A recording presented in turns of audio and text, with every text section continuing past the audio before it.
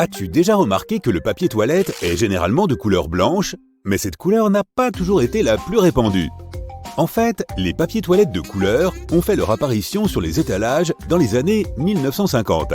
Les gens achetaient du papier rose, bleu, jaune, vert et même noir, car ces couleurs s'harmonisaient tout simplement avec leur intérieur. Mais peu à peu, de nombreux médecins ont commencé à associer la teinture des papiers toilettes colorés à des risques accrus pour la santé.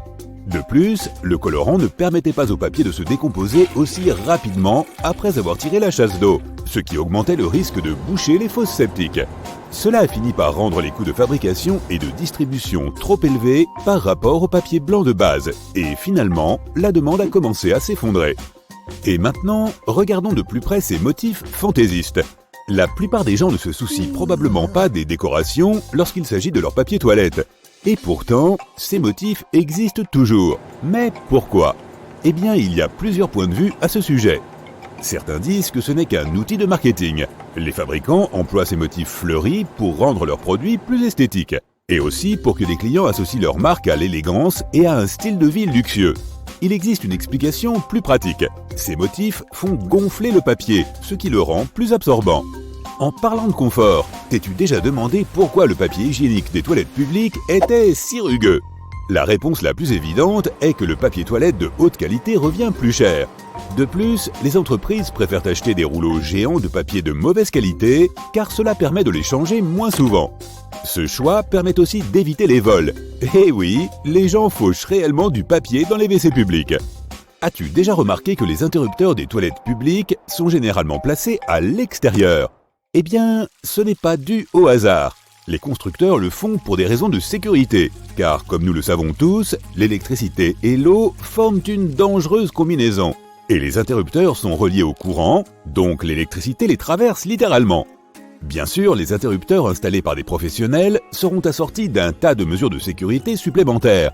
Mais la plupart des constructeurs préfèrent ne pas prendre le moindre risque. Au Royaume-Uni, les règles de sécurité des interrupteurs sont beaucoup plus strictes qu'aux États-Unis par exemple. C'est pourquoi, si tu vis à Londres, tu trouveras probablement plus souvent des interrupteurs à l'extérieur des salles de bain. Mais ne t'inquiète pas, la plupart des salles de bain disposent de toute façon de circuits électriques indépendants. Cela offre une sécurité supplémentaire en cas de choc électrique accidentel. Lorsqu'un changement dans le courant électrique se produit, ils sont censés disjoncter automatiquement. Les possibilités d'éclairage semblent infinies en ce bas monde. Mais pourquoi les feux de signalisation sont-ils rouges, orange et verts? Il s'avère qu'il y a une explication logique à cela. Avant les feux de circulation pour les voitures, il y avait des feux de circulation pour les trains. Et les premiers opérateurs ferroviaires utilisaient la couleur blanche pour signifier voie libre, le rouge pour signifier stop et le vert pour signifier prudence.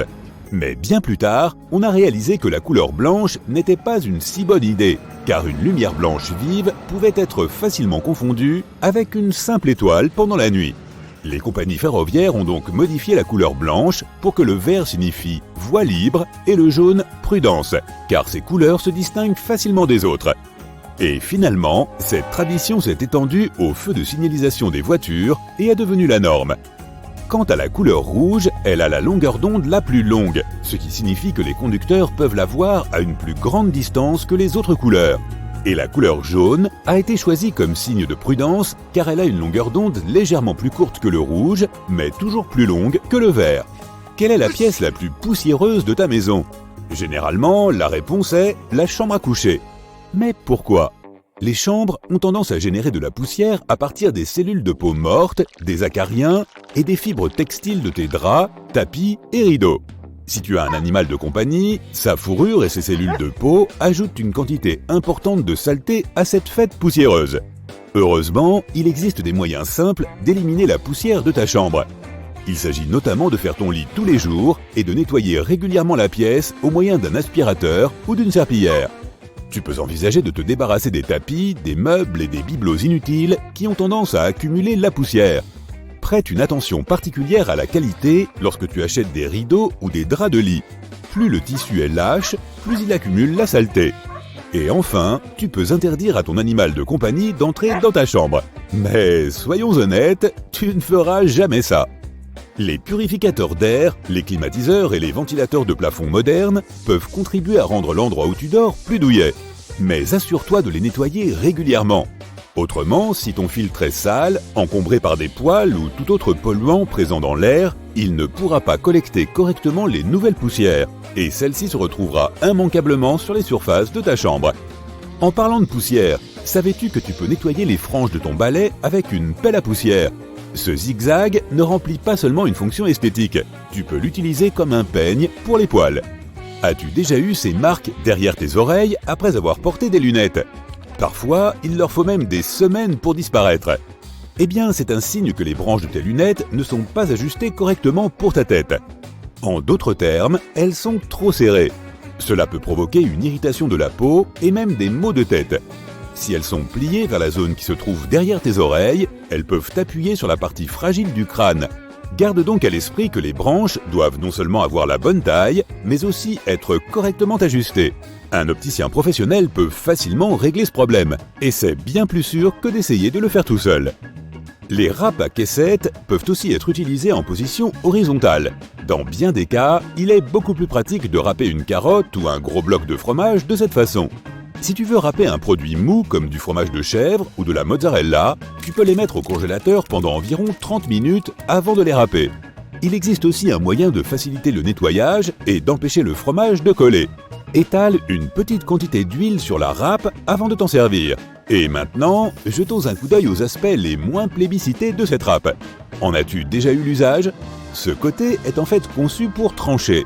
C'est plutôt pratique si tu veux faire de fines tranches de légumes pour ta salade ou tes pâtes ou pour décorer des chips. Et ces petits trous perforés sont conçus pour zester ou râper très finement. Les râpes sont très utiles pour la prochaine astuce, qui ne concerne pas la nourriture. Si tu as un budget plutôt serré, tu peux acheter ce savon à lessive super bon marché, en râper une petite quantité et le jeter directement dans ta machine à laver au lieu d'utiliser le gel de lavage habituel. Savais-tu que tu peux changer le sens dans lequel la porte de certains réfrigérateurs s'ouvre ? Il y a des charnières par ici. Si tu les fixes à l'autre côté, les portes s'ouvriront dans l'autre sens. Mais avant d'essayer de faire ces ajustements par toi-même, assure-toi de débrancher la source d'alimentation et de lire les instructions de ton modèle particulier de réfrigérateur. As-tu déjà remarqué qu'il y a un côté brillant et un côté terne sur le papier d'aluminium ? Beaucoup de gens pensent que le côté utilisé vers le haut ou vers le bas a de l'importance, car le côté brillant devrait mieux retenir la chaleur. Mais en fait, cela ne fait aucune différence. Le processus de fabrication fait que les deux côtés ont un aspect légèrement différent, mais ils remplissent tous deux leurs fonctions de la même manière. Le papier d'aluminium n'est pas seulement utile dans la cuisine. Voici une astuce peu connue pour les piles. Mettons que tu n'aies plus de pile AA. Pas de souci, utilise une pile AAA plus petite et un petit morceau de papier d'aluminium.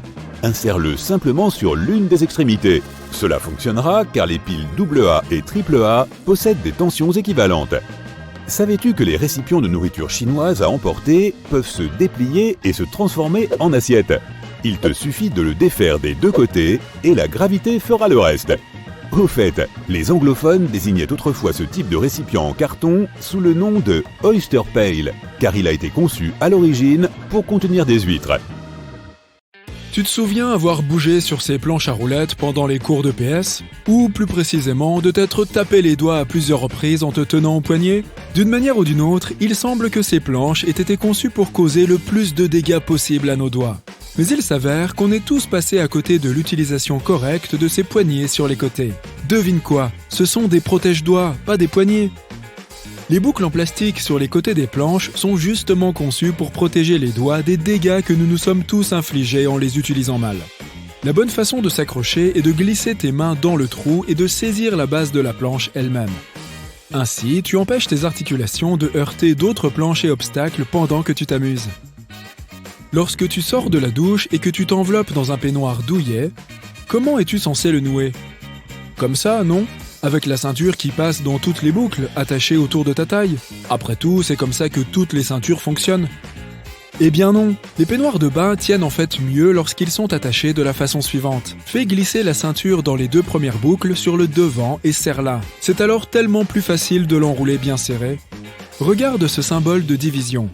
Tu n'en as sans doute jamais compris la signification, à vrai dire peu connue.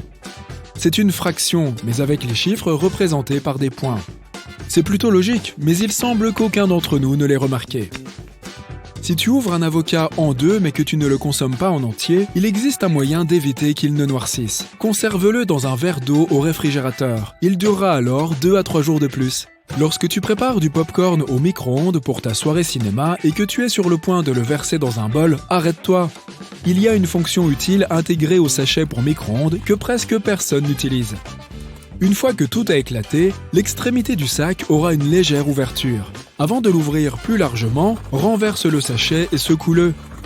Il est conçu pour que ces vilains grains non éclatés en tombent. Débarrasse-t'en et tu auras un bol de popcorn parfait. La crème solaire en spray a une fonction inconnue qui peut s'avérer pratique si tu as une trace de marqueur permanent sur la peau. Il suffit de vaporiser de la crème sur le marqueur et de frotter. Et voilà! Cela fonctionne aussi sur les surfaces dures comme les carreaux de ta cuisine. Donc, la prochaine fois que tu déchaîneras ton talent artistique avec un marqueur à un endroit où tu ne devrais pas de panique. Si les piles de ta télécommande sont à plat, il existe une fonction cachée pour leur donner un supplément de vie. Sors-les et frotte les extrémités ensemble des deux côtés. Cela nettoie les points de connexion et permet aux produits chimiques à l'intérieur de se répartir. Cela te donnera un surplus de temps pour courir au magasin et acheter de nouvelles piles. Regarde au plafond, tu vois ton ventilateur? Si tu n'en as pas, fais comme si tu en avais un.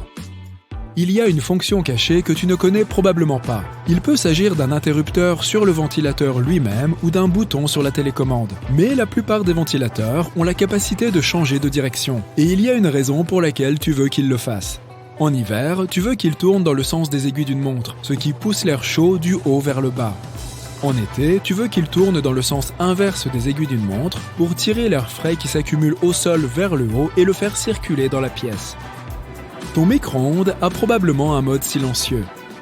Oui, ce plat que tu as réchauffé à 3 h du matin en laissant ton doigt juste au-dessus du bouton d'arrêt pour l'enfoncer 1 seconde, avant que la minuterie ne se déclenche, aurait pu être beaucoup moins bruyant.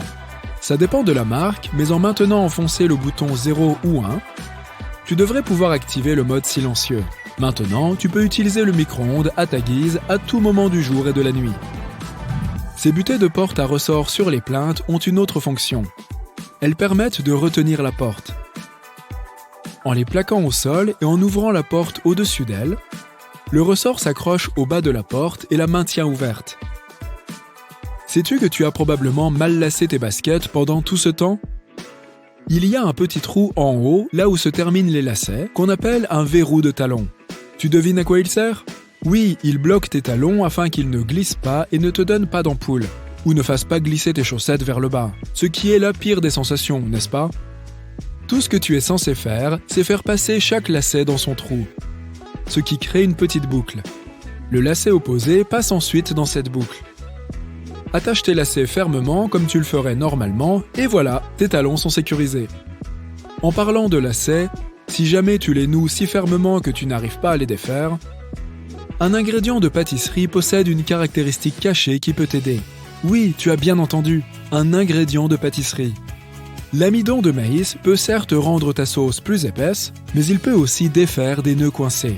Il suffit d'en saupoudrer sur n'importe quel nœud en l'enrobant complètement, et il se dénouera plus facilement. Ça fonctionne avec les colliers, les cordes ou encore le fil.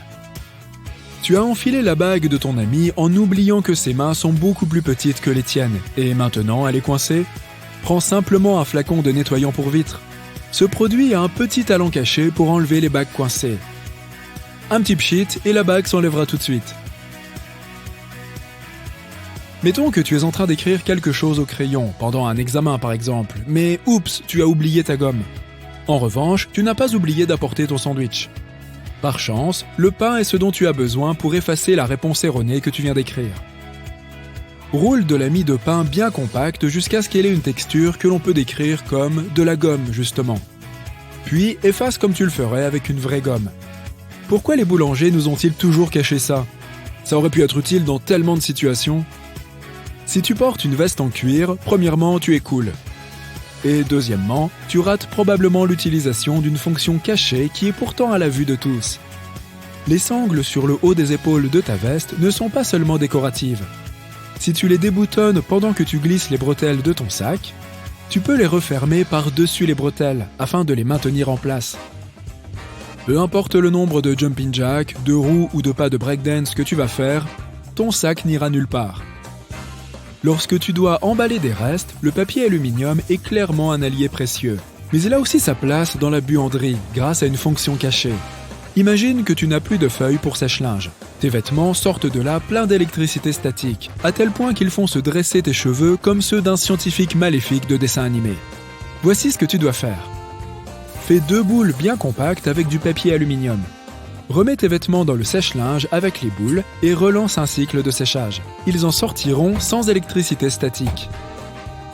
Après avoir fait cuire des œufs durs, comment les sortir facilement de l'eau bouillante sans te brûler les doigts? Avec un fouet de cuisine. Pousse-le contre l'œuf et il se retrouvera coincé entre les tiges du fouet. Tu peux maintenant le sortir facilement. Les couleurs des clips de sachets de pain de mie ont en fait une signification secrète. Elles t'indiquent le jour de la semaine où le pain a été emballé. Le bleu signifie lundi, le marron signifie jeudi et le blanc signifie vendredi. La plupart des fabricants de pain suivent le même système, car une entreprise en particulier fournit la plupart de ces clips. Donc, lorsque tu choisis du pain de mie, tu peux évaluer sa fraîcheur grâce à la couleur du clip. Les pneus du train d'atterrissage n'éclatent pas car ils sont conçus pour une charge 4 à 5 fois supérieure à celle qu'ils subissent lors de l'atterrissage. La roue elle-même peut se casser, mais le pneu n'éclate pas. Cette petite astuce basée sur la psychologie comportementale peut t'aider à choisir la file la plus rapide à l'aéroport. S'il y a plusieurs lignes à l'enregistrement, opte pour celle de gauche. Tu devrais arriver plus rapidement au comptoir de cette façon. La plupart des gens sont droitiers et choisissent intuitivement le côté droit.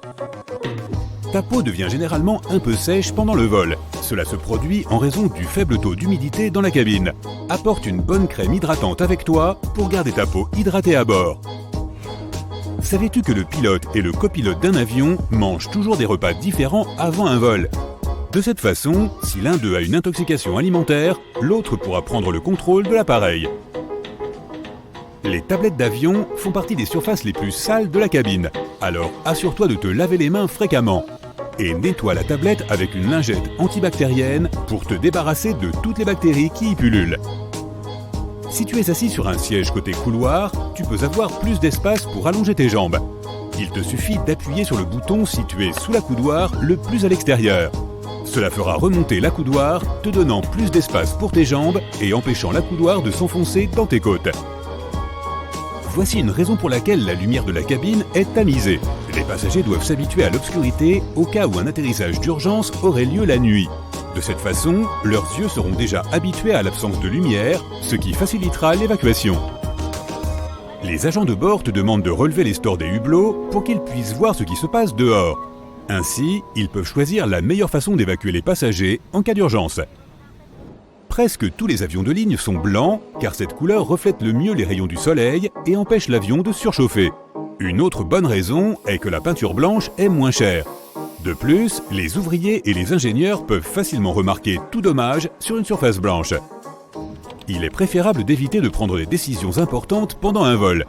Ton cerveau ne reçoit pas assez d'oxygène à de telles hauteurs et cela affecte négativement son fonctionnement.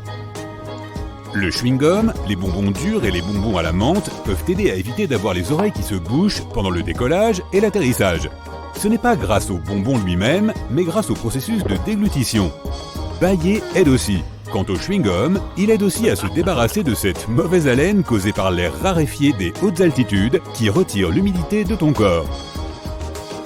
L'air sec peut te donner l'impression que tu es en train de prendre froid. L'air de la cabine assèche ton nez et ta gorge comme si tu avais les symptômes d'un rhume. Ces symptômes disparaissent généralement juste après l'atterrissage. L'eau utilisée pour faire du café et du thé à bord n'est pas toujours très propre. De nombreuses compagnies utilisent aujourd'hui de très bons filtres à eau, mais il vaut mieux demander de l'eau en bouteille si tu as soif. Ce petit triangle sur la paroi de l'avion au-dessus de ton siège signifie beaucoup pour les agents de bord. Ces triangles marquent les fenêtres à travers lesquelles tu peux voir les feux clignotants. Ceci signale la rétractation des freins d'atterrissage et la fermeture des volets. Mettons que les pilotes découvrent qu'il y a un problème. Dans ce cas, un agent de bord se précipitera vers la fenêtre nécessaire pour vérifier ce qui se passe. Et pour les passagers, c'est simplement le meilleur endroit pour les photos puisque tu peux voir les ailes parfaitement. Les sièges situés au milieu de la cabine, au-dessus des ailes, sont les meilleurs si tu as le mal des transports. Cette zone est plus équilibrée et tremble moins pendant les turbulences. Si tu as tendance à être nerveux pendant le vol, fais un peu d'exercice physique juste avant de monter dans l'avion. Une petite séance d'entraînement aide à réduire ton niveau de stress et fait en sorte que ton corps libère des endorphines, les hormones du bonheur. De plus, cette activité physique compense les heures que tu passes assis sans bouger. Les turbines sont placées sous les ailes car cela rend l'entretien des moteurs moins cher, plus rapide et plus facile. Auparavant, elles étaient placées au niveau de la queue. Cela nécessitait un équipement coûteux et beaucoup plus de temps pour les réparer. Lorsqu'on a commencé à installer les moteurs sous les ailes, le prix des billets a baissé. Imagine que tu voles dans une montgolfière. Tu vois le système de brûleur installé sous le ballon, aussi appelé enveloppe. Il chauffe l'air à l'intérieur, ce qui fait monter la montgolfière. Les turbulences à bord d'un avion sont ce même air chaud, mais créé par la nature. Lorsque l'air se réchauffe, il fait monter un avion. Lorsqu'il devient plus froid, l'avion descend. Et les passagers ont l'impression de faire des montagnes russes. Un courant d'air chaud laissé par un autre avion peut aussi provoquer des turbulences. C'est un phénomène courant sur la plupart des vols. Mais généralement, les turbulences sont si légères que les passagers ne les ressentent pas. Sais-tu que les avions peuvent voler même après la panne d'un moteur ? Les pilotes peuvent gérer une telle situation d'urgence et faire atterrir l'avion en toute sécurité. Les passagers peuvent ressentir une légère inclinaison pendant le vol, mais dans la plupart des cas, ils ne savent même pas que l'avion vole avec un seul moteur. Tes yeux reçoivent l'oxygène directement de l'air. Il n'est pas acheminé par le sang. Tes yeux peuvent donc être un peu secs pendant le vol. Mets des gouttes pour les yeux dans ton bagage cabine. Elles t'aideront à garder tes yeux humides. Il est interdit de transporter de grands volumes de liquide à bord car certaines substances dangereuses peuvent facilement être dissoutes dans l'eau. Si un avion doit amérir, ses ailes deviennent des bouées de sauvetage. Les réservoirs de carburant vides aident aussi les avions à flotter. D'ailleurs, il peut s'écouler de 10 à 60 heures avant que l'avion ne coule. Tout dépend du modèle, des conditions météorologiques et de la compétence des pilotes. Ces hôtesses de l'air souriantes que tu rencontres lorsque tu entres dans la cabine cachent généralement leurs mains derrière leur dos. Elles comptent les personnes qui entrent dans l'avion pour s'assurer que tous les passagers soient à bord. Malgré tout ce que les gens disent sur la nourriture dans les avions, elle n'est en réalité pas si mauvaise. Le problème, c'est ton sens du goût, qui n'est plus aussi performant car l'air de la cabine rend ta bouche sèche. Il émousse aussi ton odorat. C'est pourquoi les compagnies aériennes ajoutent beaucoup d'épices et de sel à leurs repas. Est-il vrai que tes cheveux poussent plus vite pendant un vol ? Pas vraiment. Les scientifiques n'ont pas réussi à le prouver. Ce mythe est apparu dans la première partie du XXe siècle, lorsque certains passagers ont remarqué que leur barbe avait davantage poussé pendant un vol. Il est normal que les gens aient des maux de tête pendant un vol, surtout juste après le décollage. Tu montes à une altitude plus élevée que le mont Everest en l'espace de 10 minutes environ. Ces changements se produisent trop rapidement pour que ton corps puisse s'adapter. Les ceintures de sécurité des avions sont placées au-dessus de ton ventre pour t'éviter d'être projeté contre le plafond en cas de turbulence. Lorsque cela se produit, l'avion commence à bouger de haut en bas et ta ceinture te maintient fermement. A l'inverse, les ceintures de sécurité dans les voitures protègent les gens des collisions horizontales. Les avions ont une protection spéciale contre la foudre. Même si elle frappe, les passagers ne la sentiront pas. Les avions sont recouverts d'un revêtement en aluminium qui conduit le courant électrique mais ne le laisse pas pénétrer à l'intérieur de l'avion. L'électronique et les réservoirs de carburant ont aussi une protection supplémentaire. Les sièges d'avion sont inconfortables parce que les compagnies aériennes essaient de faire entrer le maximum de passagers dans un avion. C'est pourquoi il y a si peu d'espace entre les sièges. 2 rangées supplémentaires signifient 12 passagers de plus. En outre, les compagnies fabriquent des sièges d'avion plus légers pour économiser sur les coûts de carburant. Même un poids supplémentaire, apparemment insignifiant, peut coûter des milliers d'euros à une compagnie aérienne. Et au fait, ton siège a un revêtement ignifuge. C'est nécessaire pour éviter qu'un incendie ne se propage en cas d'accident. Les employés d'aéroports transportent les bagages non réclamés dans des centres spéciaux. Si le propriétaire ne se manifeste pas dans les 3 mois, le bagage est mis en vente dans des magasins spécialisés. Autrefois, tu ne pouvais pas utiliser ton téléphone dans un avion car les téléphones portables étaient dangereux pour la navigation. Leurs signaux radio pouvaient perturber les réglages de l'électronique des avions. Les masques à oxygène tombent non seulement pendant les fortes turbulences, mais aussi lorsque la pression de l'air à l'intérieur de la cabine change radicalement. Les passagers ne risquent rien s'ils mettent leur masque à oxygène. Mais de tels cas sont considérés comme une urgence et les pilotes font de leur mieux pour descendre rapidement à une altitude sûre afin que les passagers puissent respirer sans masque à oxygène. As-tu déjà vibré dans ta chambre en écoutant certaines de tes chansons préférées et en admirant le caisson de basse de ton enceinte alors qu'il ravit tes tympans à grands coups de décibels? Et t'es-tu déjà demandé pourquoi cette même enceinte, ainsi que tant d'autres enceintes à travers le monde, sont presque toujours noires? Certains d'entre vous sont probablement en train de crier sur leur écran en ce moment même pour dire que leurs enceintes sont vertes, rouges ou de toute autre couleur de l'arc-en-ciel.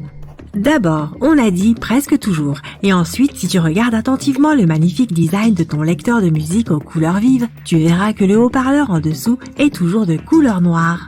Une explication possible à cela est que la technologie originale avait un diaphragme avec des particules noires dessus. Ainsi, dès qu'un son est amplifié, il envoie une charge à travers le diaphragme, et ces particules noires sont poussées vers le haut. Les particules de carbone, qui rebondissent et touchent la membrane supérieure du diaphragme, sont responsables de la création de certains des sons distincts de nos enceintes que nous aimons tant. Les fabricants d'enceintes ont dû en avoir assez de voir leurs produits changer de couleur en cas d'utilisation prolongée et de voir ces particules noires se déposer sur la membrane supérieure du diaphragme. Leur solution logique a donc été de colorer la plupart des enceintes en noir. Une autre raison plus pratique pour laquelle les enceintes sont le plus souvent colorées en noir est que c'est une teinte qui s'accorde facilement avec de nombreux types de décors. Les murs, les meubles et les vêtements se trouvent souvent rehaussés lorsqu'ils sont combinés avec cette couleur. C'est pourquoi elle est si répandue. D'après plusieurs études, écouter de la musique a été classé à plusieurs reprises dans le top 10 de nos passe-temps favoris à travers le monde. De nos jours, on trouve des haut-parleurs partout, dans ta télévision, ton ordinateur portable et ton téléphone. Tu ne peux pas leur échapper, mais regardons un peu comment tout ça a commencé. Leurs origines se trouvent dans la technologie de la radio et du téléphone. La première forme de haut-parleur a été développée par Johann Philipp Reis en 1861. Cet inventeur allemand autodidacte a installé le haut-parleur sur son téléphone. Il était tout juste capable de reproduire des tonalités claires, mais il pouvait aussi reproduire des paroles étouffées après quelques révisions. Alexander Graham Bell, l'inventeur du téléphone, a décidé d'essayer de produire une version améliorée du haut-parleur de Reis. En gros, Bell et d'autres inventeurs cherchaient à fabriquer un haut-parleur électrodynamique. En 1877, il n'existait toujours pas, mais grâce au désir des inventeurs du monde entier de changer cela, des recherches ont confirmé qu'il était tout à fait possible d'en fabriquer un. En particulier, le travail de Werner von Siemens, qui eut l'idée d'un haut-parleur électromagnétique à bobine, aura été un élément moteur pour arriver à cette conclusion. Question suivante. Pourquoi y a-t-il des aimants dans les haut-parleurs? De nos jours, tout haut-parleur est alimenté par un courant électrique, ce que les inventeurs dont nous avons parlé n'auraient tout simplement jamais considéré comme acquis. Lorsque ce courant électrique change, il produit un champ magnétique. Pour faire bouger le panneau de l'enceinte, on utilise des aimants afin de créer un champ magnétique opposé qui crée des vibrations. Ces vibrations sont le son que nous finissons par entendre. Plus l'aimant est gros, plus le haut-parleur sera fort. Un autre inventeur américain du nom de Thomas Edison avait déposé un brevet au Royaume-Uni pour un système utilisant de l'air comprimé dans un mécanisme d'amplification. Le premier haut-parleur électrique commercial n'a vu le jour qu'en 1924. La qualité du son produit par ce haut-parleur était suffisamment bonne pour le cinéma. Il aura fallu attendre près de 20 ans pour assister à la percée suivante dans le monde des haut-parleurs. Cela s'est produit avec l'arrivée du duplex driver en 1943. Il offrait une plus grande clarté et une meilleure cohérence à des volumes élevés, ce qui était important dans les salles de cinéma. C'est pourquoi on l'a surnommé la voix du cinéma. Le duplex driver a été immédiatement testé par l'Académie des arts et des sciences du cinéma et est devenu la norme de l'industrie cinématographique en 1955. Cette conception de haut-parleur est toujours utilisée de nos jours. En effet, l'industrie cinématographique semble faire beaucoup d'efforts pour son acoustique, tout comme les salles dans lesquelles nous voyons les films.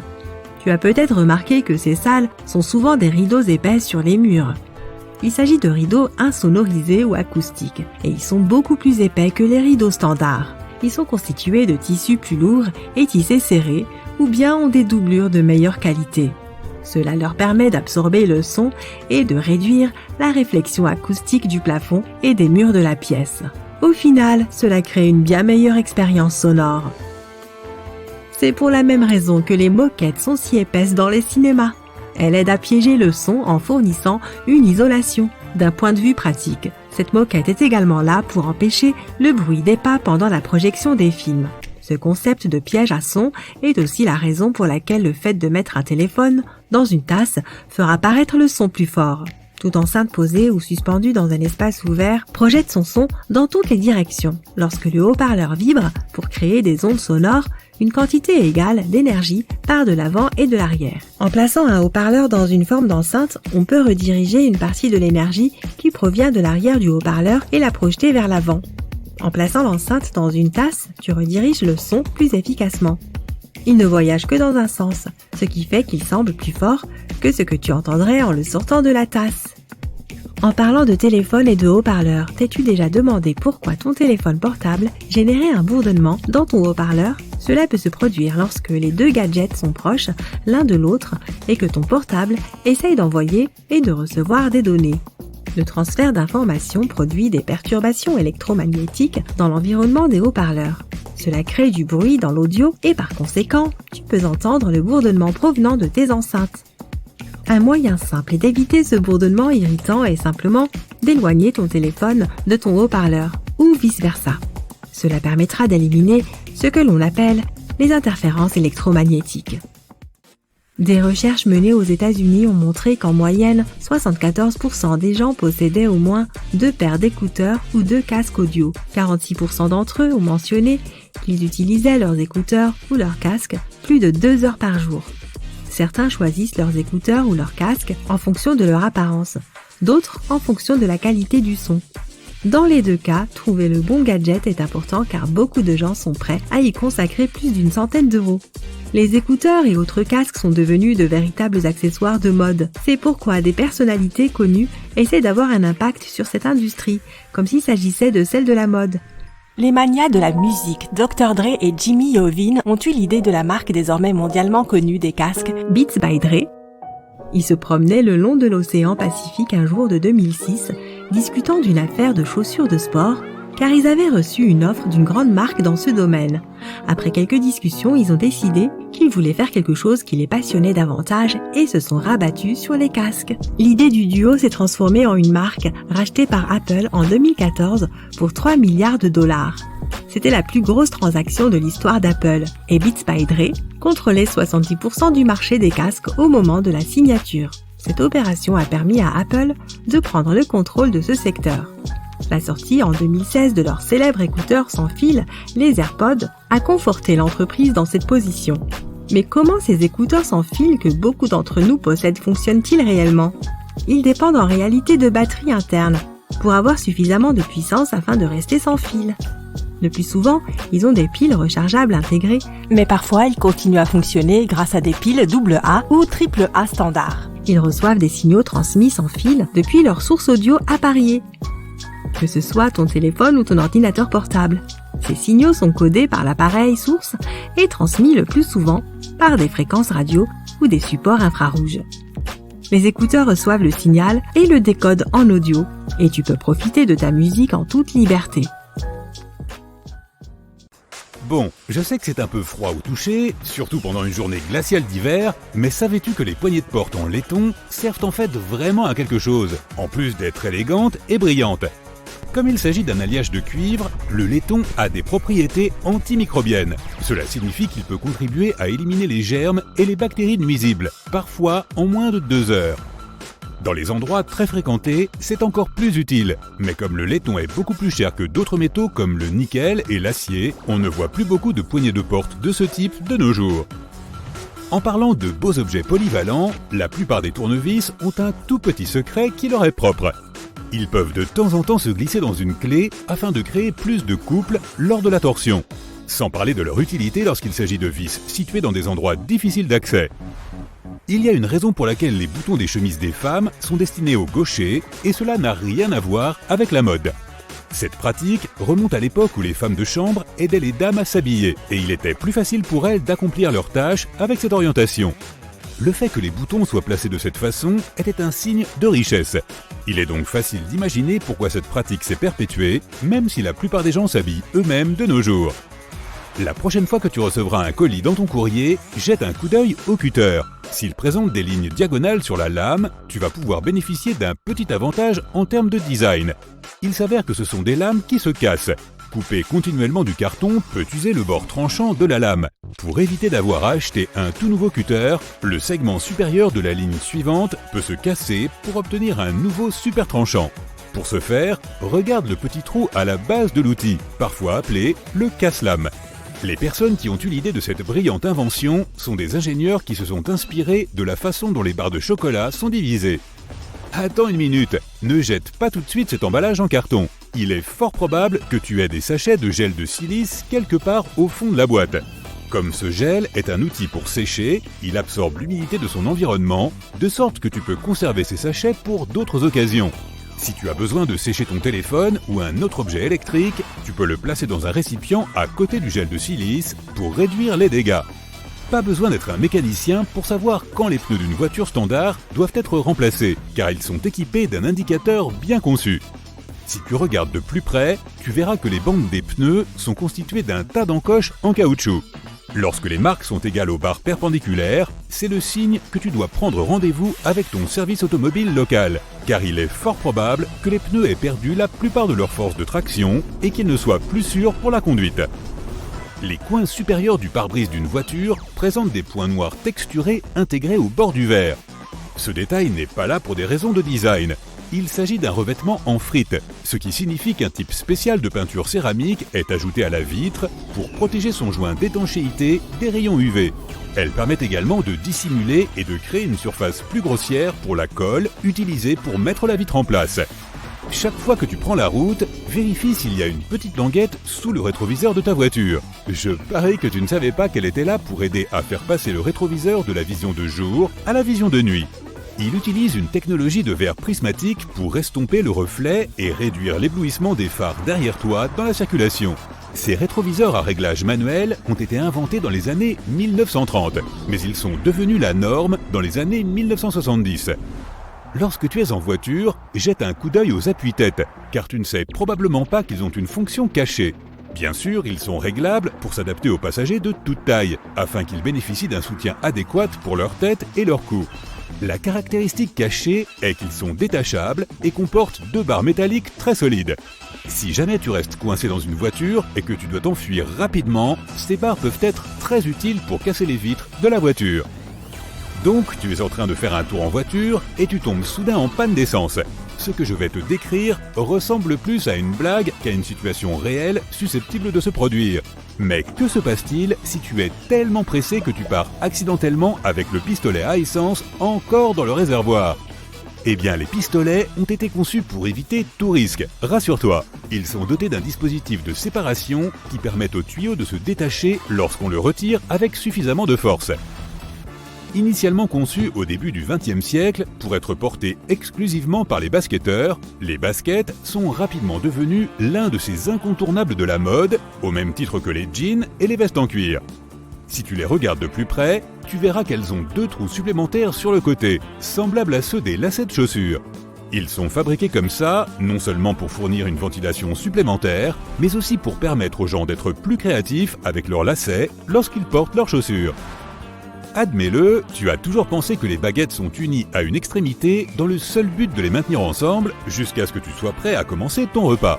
Ce n'est peut-être pas tout à fait vrai. Si on les regarde de plus près, il s'avère que ces outils en bois présentent une extrémité de forme carrée. Les baguettes fabriquées de cette manière sont issues d'une ancienne conception traditionnelle japonaise qui permet de casser facilement les extrémités. L'extrémité séparée peut ensuite être utilisée comme support pour les baguettes afin de les garder plus propres dans l'espoir qu'elles puissent être réutilisées puisqu'elles ne toucheront pas la table ou toute autre surface. Les vélos pour femmes ont un design spécial qui, étonnamment, a une fonction historique et de mode. Le cadre plus bas est en grande partie destiné à compenser la taille généralement plus petite des femmes par rapport à celle d'un homme normal. Si c'est le cas pour le guidon et la selle, le cadre général est plus bas pour une raison supplémentaire.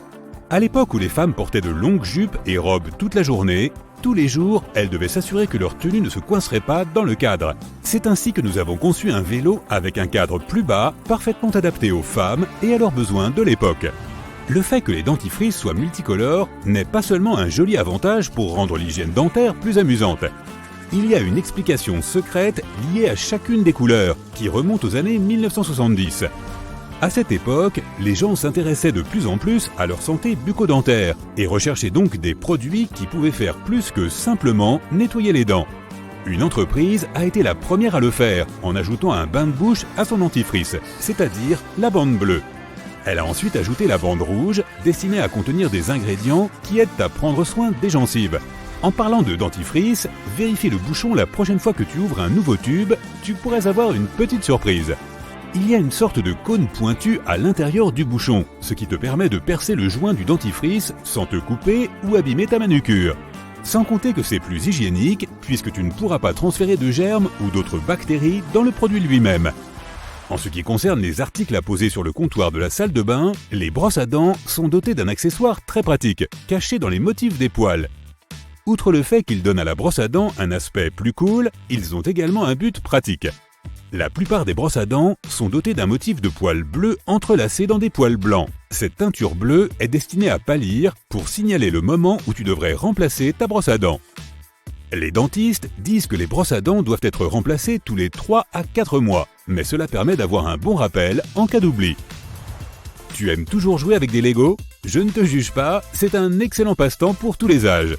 Note qu'il y a un trou sur le dessus des têtes de Lego. Il s'agit d'un dispositif de sécurité que les gens de Lego ont conçu pour éviter les risques d'étouffement. Le problème le plus dangereux si une personne avale l'une de ces pièces est l'obstruction des voies respiratoires. La présence d'un trou à l'intérieur de la tête Lego permet à l'air de circuler librement à travers la pièce jusqu'à ce qu'elle puisse être retirée en toute sécurité. Nous sommes maintenant habitués à toutes sortes d'ampoules modernes, certaines de forme tubulaire, d'autres en forme de diamant et d'autres encore complètement tordues. Historiquement, les ampoules étaient rondes et cette forme initiale avait une utilité en soi. Elle était principalement liée au fait que les ampoules en verre étaient soufflées à la main, ce qui leur donnait cette forme ronde au départ. La raison pratique cachée était que le filament de l'ampoule devait être à la même distance de chaque surface de la sphère de verre.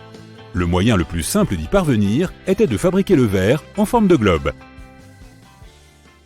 Le cylindre qui se trouve à l'extrémité d'un câble est posé là et semble totalement inutile.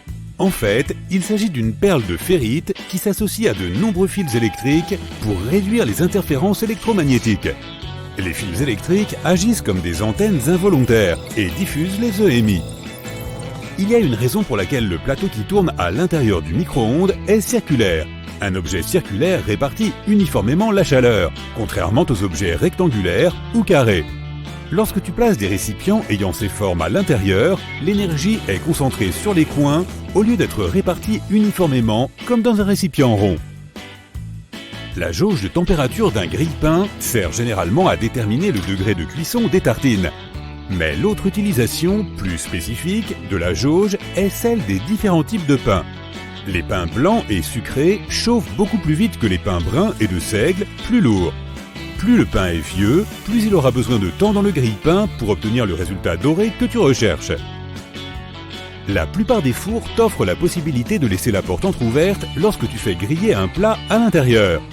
Tu penses probablement que le but est de refroidir le four après utilisation. En réalité, son but est de se concentrer sur la cuisson du dessus du plat et d'assurer une couche croustillante. En contrôlant l'accumulation de chaleur et de vapeur, en la libérant par la porte légèrement entrouverte, tu obtiens le résultat souhaité sans cuire tout le plat jusqu'à ce qu'il soit croustillant. Tu as probablement remarqué que ton lave-vaisselle comporte des zones spécifiques pour différents types de couverts et de vaisselle. Mais tous les articles de vaisselle doivent être orientés vers le centre et non pas tous dans la même direction. Les types d'aliments qui se trouvent sur les assiettes détermineront également leur emplacement dans les casiers. Comme le centre de la machine reçoit le jet le plus fort, les tâches à base de glucides provenant de tomates et de pommes de terre doivent être placées à cet endroit.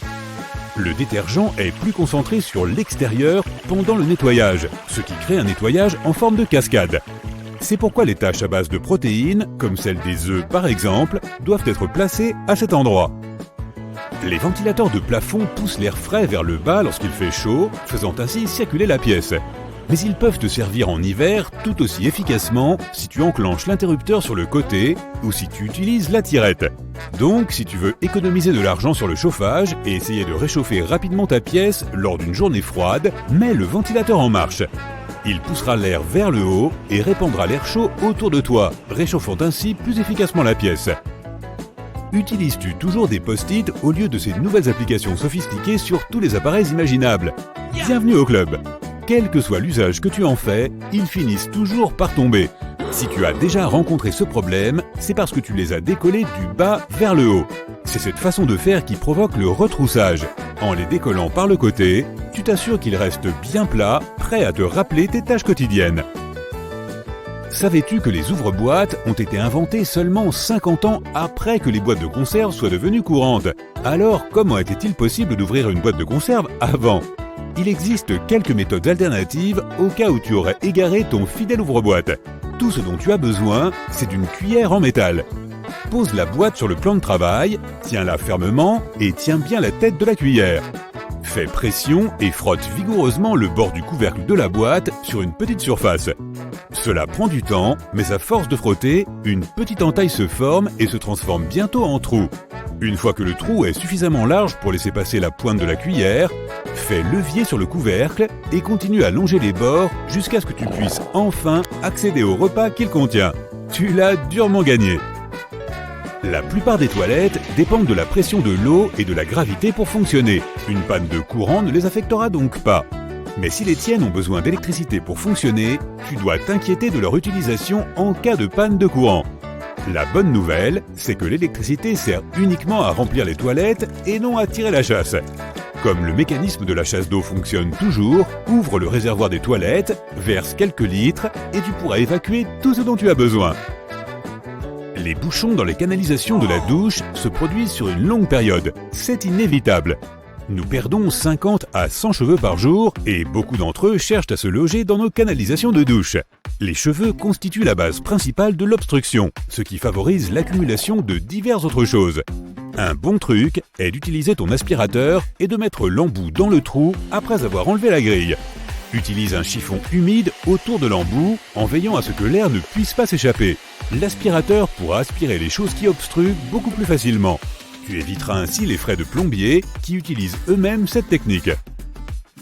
Pour que tes bougies durent plus longtemps, coupe leurs mèches plusieurs fois et garde-les aussi loin que possible de l'eau et de l'humidité. Cela garantira que la cire de ta bougie reste ferme et stable et qu'elle continue à brûler plus lentement pendant une période plus longue.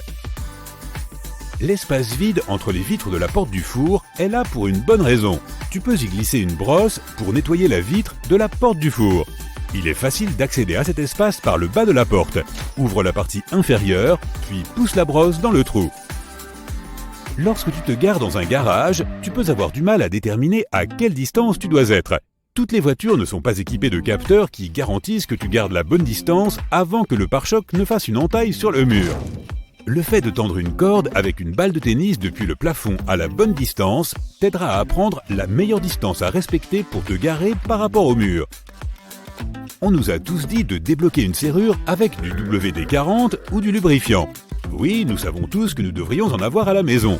Mais au cas où tu n'en aurais pas, une excellente alternative consiste à dessiner avec un crayon à mine grise le long des bords de la clé, puis à l'introduire dans la serrure. Continue à le faire jusqu'à ce que le trou de la serrure soit suffisamment lubrifié et que la clé fonctionne sans problème.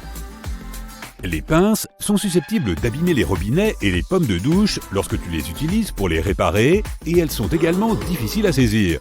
Prends donc 2 morceaux du bout d'un vieux tuyau d'arrosage et fixe-les aux mâchoires de la pince. Tu constateras une énorme amélioration de la prise en main et tu éviteras les risques d'usure. Tu peux trouver un bon usage au caoutchouc usagé pour différentes choses dans la maison. Lorsque tu en as assez de serrer ou de desserrer une vis avec un tournevis, essaie d'utiliser un simple caoutchouc. Place-en une partie dans le manche du tournevis et celui-ci aura une bien meilleure prise. Déplacer des blocs de ciment n'est pas sans danger pour le bas du dos. Même avec une brouette, il peut être risqué de déposer le ciment sur le sol sans causer de dommages.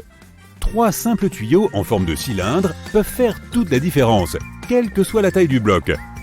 Essaie de soulever le bord du premier tuyau avec un levier, puis pousse et manœuvre-le en dirigeant progressivement les 3 tuyaux vers le lieu souhaité. Assure-toi simplement que tu ne le fais pas dans une pente.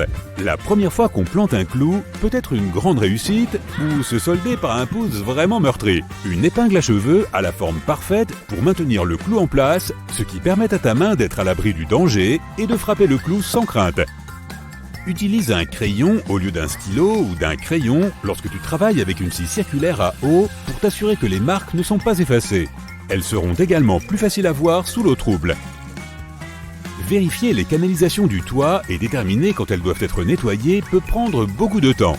À l'aide de scotch, fixe un miroir à l'extrémité d'un long balai et vérifie si les gouttières ont besoin d'être nettoyées.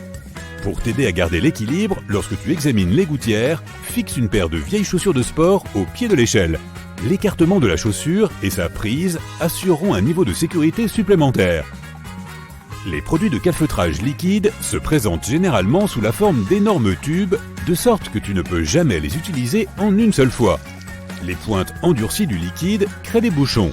Prends un bouchon de liège usé et perce-le pour en faire un couvercle parfait qui recouvre le mastic liquide.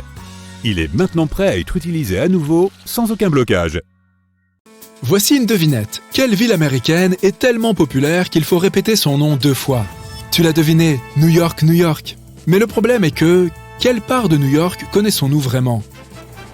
Je parle de la ville qui se trouve sous la ville. Tu oserais me rejoindre pour une visite souterraine de la Grosse Pomme? Alors, prends une lampe de poche, il va faire nuit. Nous commencerons au cœur de Manhattan, devant le bâtiment de style roman de l'hôtel de ville.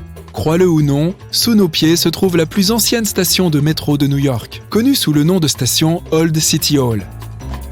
Elle a ouvert le 27 octobre 1904. Ce fut une véritable nuit de fête pour les New-Yorkais. Les gens étaient si heureux que certains ont passé toute la nuit à faire l'aller-retour dans les trains. Avant cela, les citadins se déplaçaient dans des calèches tirées par des chevaux. Pas étonnant que le métro ait connu un tel succès. Tu auras peut-être l'impression de voyager dans le temps en pénétrant dans la station de l'ancien hôtel de ville. L'architecture est impressionnante et unique en son genre. On ne fabrique plus de stations de métro comme celle-ci. Fait amusant, la station Old City Hall coûterait 6,2 millions de dollars si elle était construite aujourd'hui. À l'époque, des dizaines de lustres en cuivre y étaient suspendus. C'était l'un des rares endroits de la ville où l'électricité fonctionnait. Et sans parler des arcs en carreaux multicolores flambant neufs et des plafonds en vitraux que tu peux encore voir aujourd'hui. Impressionnant, non? Si tu décides de te promener le long des voies, tu risques de te faire surprendre. Le métro de New York est aussi fascinant que la ville en surface. Mais une autre chose que nous oublions généralement, ce sont les coulisses qui permettent à la Grosse Pomme de fonctionner. Ici, tu verras peut-être un ou deux des tubes de courrier pneumatique de New York. Ces tubes ont été construits au 19e siècle et ont fonctionné jusque dans les années 1950. Ils étaient chargés de distribuer le courrier des gens dans les différents bureaux de poste. Les lettres volaient à une vitesse incroyable de 56 km/h. C'est presque aussi rapide qu'un coureur professionnel. Ce système semble bien utile, mais je dois dire que cela fait bizarre d'imaginer la correspondance des gens voler à 5 mètres sous terre. De retour au niveau de la rue, nous nous promènerons sur les luxueuses Lexington et Park Avenue. Si tu lèves les yeux, tu verras le célèbre hôtel 5 étoiles Waldorf Astoria. De nombreuses célébrités y ont séjourné, dont John Lennon et Yoko Ono, ainsi que des présidents comme Franklin Delano Roosevelt. C'est pourquoi l'hôtel utilisait une infrastructure secrète pour faire entrer et sortir les gens discrètement. Sous le bâtiment, un tunnel connu sous le nom de voie 61 reliait le Waldorf Astoria à Grand Central Station. La voie a été désactivée à la fin des années 70, mais certains disent qu'Andy Warhol y a organisé une fête dans les années 80. Je parie que cela a été quelque chose de fou. Pour la suite de notre visite, nous devrons prendre le métro vers le haut de la ville. Nous descendrons à la hauteur de la 125e rue et nous nous retrouverons sur le magnifique front de mer de Riverside Park. Ici, tu trouveras les rails abandonnés d'une ancienne ligne de métro. Si tu suis les rails, tu arriveras à une galerie de graffiti souterraine, le Freedom Tunnel. Ce tunnel doit son nom à un graffeur des années 80 connu sous le nom de Freedom. En explorant ces tunnels, nous verrons plus de 40 graffitis qu'il a peints pendant 15 ans. Il y a des peintures à la bombe de James Dean, de Mona Lisa et même un autoportrait de Freedom lui-même. Passons à autre chose. Promenons-nous un peu dans la partie nord de NYC. En marchant dans le parc Von Cortlandt, tu auras l'impression de faire une randonnée dans le nord de l'État. Mais crois-moi, tu es toujours en ville. Sur le chemin, tu verras de grandes tours de ventilation en pierre. Ces tours faisaient autrefois partie d'une ancienne infrastructure new-yorkaise. Elles constituent les vestiges de ce qui était autrefois l'aqueduc de Croton. Dans les années 1800, l'approvisionnement en eau de la ville passait par un tunnel souterrain de 66 km de long, depuis la rivière Croton dans le nord de l'État de New York jusqu'à Bryant Park dans le centre de Manhattan. Oh oui, et je devrais probablement te dire que Bryant Park n'était pas un parc. À la place, il accueillait une structure colossale en pierre qui ressemblait à quelque chose que les anciens Égyptiens auraient pu construire.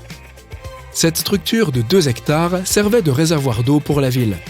Elle était même surmontée d'un sentier pour que les gens puissent se promener l'après-midi tout en regardant l'eau cristalline du réservoir. Maintenant, toute cette exploration t'a peut-être donné faim. Mais ne t'inquiète pas, notre prochain arrêt comprend une délicieuse récompense. Nous allons devoir quitter Manhattan pour aller à Brooklyn. Au cas où tu ne le saurais pas, la ville de New York est composée de 5 arrondissements: Manhattan, Queens, Bronx, Staten Island et Brooklyn. Crown Heights, voilà notre arrêt. Me croirais-tu si je te disais que sous ces rues se trouvent des grottes remplies de fromages affinés?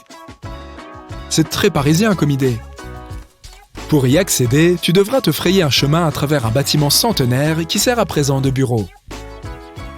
Salue tous ces gens qui travaillent dur et disparaît dans l'un des escaliers qui t'emmèneront 9 mètres sous terre. Tu n'auras pas besoin de lampe de poche pour cette visite. Les grottes sont éclairées et restaurées et peuvent contenir jusqu'à 10 000 kilos de fromage.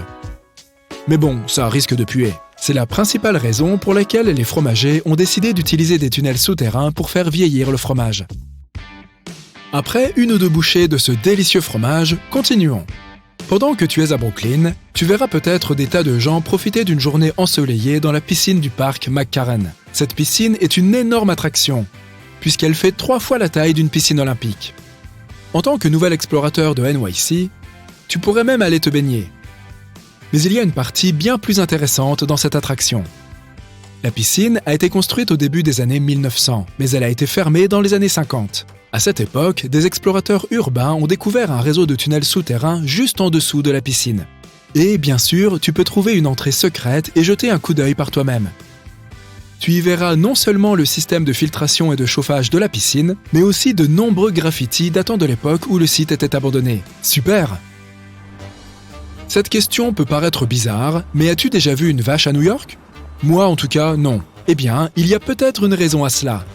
Apparemment, New York possède encore des tunnels souterrains qui ont été construits pour le transport du bétail. Lorsque New York a commencé à être envahi par les automobiles, les vaches sont devenues un fardeau pour le trafic, jusqu'à ce qu'un passage à vaches de 61 mètres de long soit construit sous la 12e rue pour transporter le bétail qui venait du New Jersey. De nos jours, tu ne pourras pas visiter cet endroit en personne, car le tunnel a très probablement été détruit. Mais les historiens ont trouvé des plans qui prouvent son existence. Pour ajouter à la liste, les archéologues ont découvert un fossile très particulier il y a quelque temps. Maintenant, imaginons que tu enlèves les couches du sol de la ville. D'abord, à 40 cm, tu trouverais une couche de fil électrique. Je parle de câbles de télévision, d'électricité et tout ça. En creusant plus profondément, à 1 mètre, tu verrais des tuyaux d'eau et d'égouts. Mais ensuite, à 5 mètres sous la surface de New York, des chercheurs ont trouvé une épave fossilisée. L'épave est située juste sous Broad Street, où il y avait autrefois des eaux peu profondes. Ils pensent que l'épave date des années 1600. Elle mesure 9 mètres de long et 8 mètres de large. Oh, et ce n'est pas tout. À l'intersection de Bowery et Canal Street, les ingénieurs sont tombés sur une pièce dont les murs et le plafond étaient couverts de miroirs. Et personne n'a encore réussi à expliquer l'existence de cet endroit bizarre. Notre visite des souterrains de la Grosse Pomme touche à sa fin. Mais nous avons fait plus qu'effleurer le sujet. Avant de terminer, profitons du meilleur de la cuisine de NYC. Un bon vieux bagel. Qui sait, peut-être que la prochaine fois, nous irons à Paris ou même à Londres. À bientôt, explorateurs!